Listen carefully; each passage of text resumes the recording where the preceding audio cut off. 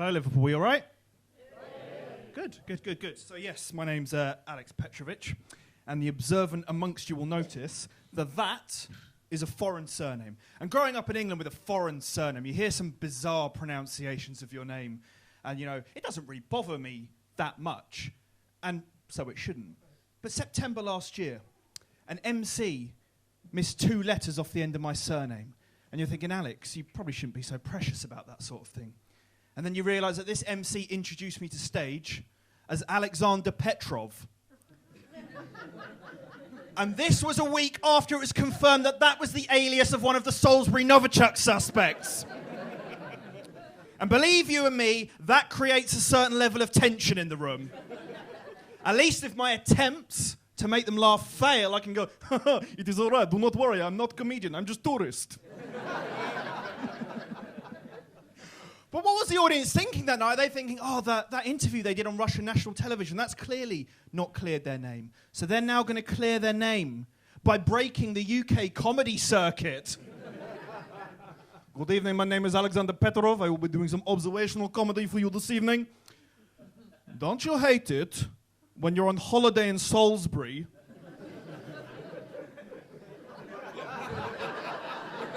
and you get accused of being an international assassin? What's that all about?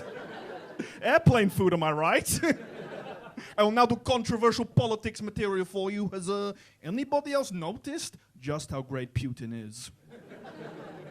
I have mailing lists. Do not worry about providing me with your email address. I, of course, already got all of your details.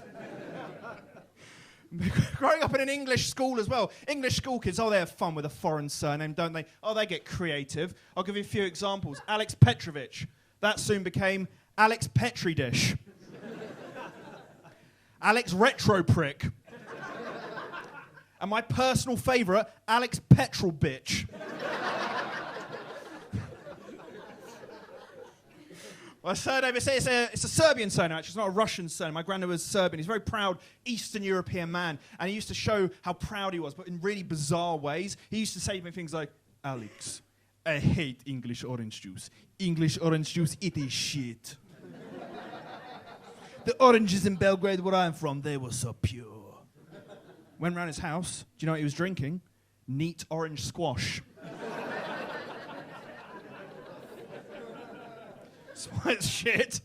And I love that Eastern European logic as well. It's so no-nonsense, straight down the middle. And I went for a meal with him once, and my granddad ordered a steak, and the waiter asked him, and how would you like that steak cooked? And he looked the waiter straight in the eyes and went, good.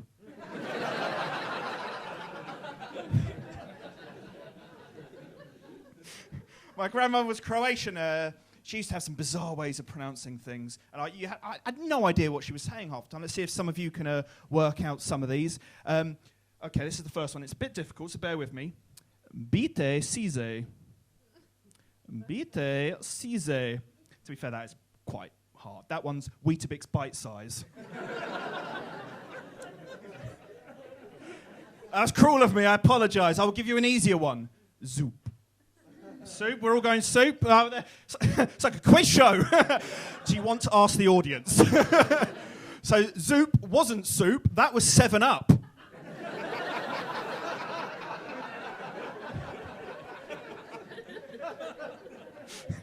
I'll tell you what else has been going on with me recently. I had to go to A&E. I had concussion, I had to go to A&E. A&E is an intense experience. But A&E do something weird now. 2 days later, A&E sent me a text message, and this text message reads, "Thank you for your recent visit. How likely are you to recommend us to your family and friends?" I didn't realise we had options in accidents and emergencies. Like, who's ever gone, "Oh my God, you've broken your ankle. We need to get it to A&E. Oh, fuck off. Have you seen the TripAdvisor reviews? And with concussion as well, like, you act really out of character. Like, you do things you wouldn't normally do or say. Like, I'm quite good at stopping an autocorrect, before it, like, slips straight out. The ones you see in your, like, iPhone, not today. And now I'm in a family WhatsApp group, which is dangerous enough as it is. And my family were all arranging to meet up, and my cousin sent a message to the group, and it read, "We'll all be there at midday, and I think Alex is going to be there at 2 o'clock. And what I went to send to my family WhatsApp group was, "I'll come later, actually." What I sent to my family WhatsApp group was, "I'll come later sexually."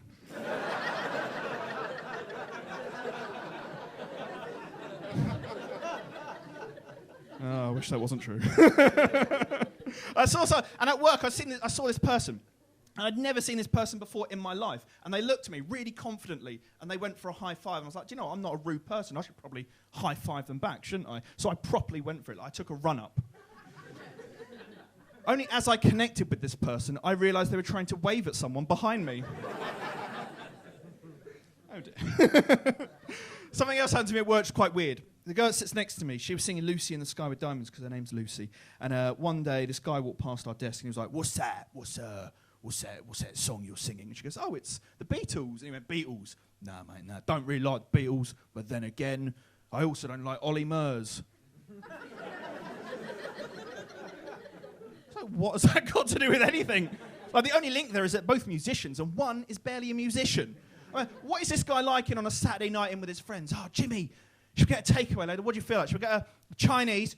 "Chinese? Nah, mate, nah. Don't really like Chinese. But then again, I also don't like Ollie Murs."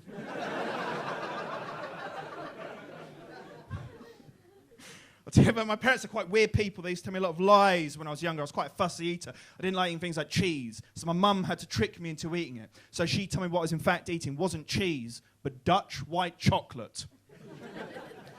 So there's a good period of my childhood where I thought Baby Bells were giant chocolate buttons. And you would think that one Dutch lie is enough. Apparently not for my parents. We used to go to Amsterdam quite a lot. Remember one trip, I was 8 years old, and we accidentally ended up in the red light district.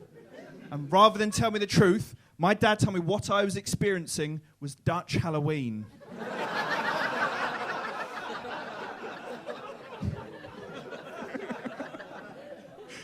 I was quite taken back by the red lights. I can actually remember naively asking my dad later that same evening after dinner, "Oh, Dad, on the way back to the hotel," I don't know why I was Cockney, "can we go back past all the Dutch Halloween celebrations?" And my dad turned to me and said, "Do you know what, my boy? I think we can."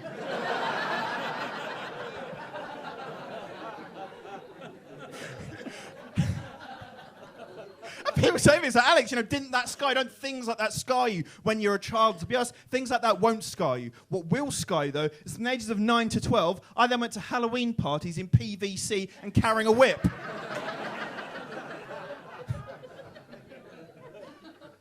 My mum's got a nickname for me. She calls me her little lottery win. Oh, it's cute, isn't it? Little lottery win. She says, "Alex, I don't need to win the lottery because I've got you." Oh. Which would mean a great deal more had she actually stopped playing the lottery. But I don't mind that nickname. I don't mind that nickname because my dad's nickname for me is the scratch card of disappointment. They're not too great with technology as well, my parents. They use a lot of... my dad's trying to get the hang of hashtags. He sort of knows what it is, but he doesn't really understand the context in which to use them. He thinks they're used to just, you know, provide a little bit more information, you know. So he starts sending them to me in direct text messages. My dad sent me a text the other week and it read, "Alex, do you want to come for dinner? Hashtag fajitas." Mexican food's clearly trending in the Petrovic household. They watch a lot of shit TV as well, my parents. A lot of shit TV. One program they watch a lot of is X on the Beach. And for those of you that haven't seen it, it's one of those programs where there's a bunch of single people and they all live on this island. And to spice things up, every now and then they just throw in somebody's ex. But the amazing thing about X on the Beach is, at some point on every episode, at least one contestant goes, "Oh my God, I can't believe my ex is here." Are you surprised you're on a beach as well? That's like going on Countdown and going, "All right, stop fucking rushing me." I'll leave you with this. The main thing I'm worried about at the moment is I'm going to have to end up back in a call centre because I find call centres particularly soul-destroying jobs. And when you're there, you find yourself having to create your own entertainment. So, for example, every time that I got a Miss Jackson on the phone, I'd try and subtly sneak in the line, No, I am sorry, Miss Jackson. No, I am for real."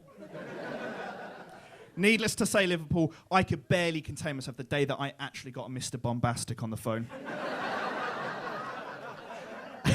Ending on a Shaggy reference from about 2003. You guys have been lovely. Keep supporting this club. I've been Alex Petrovic. Good night.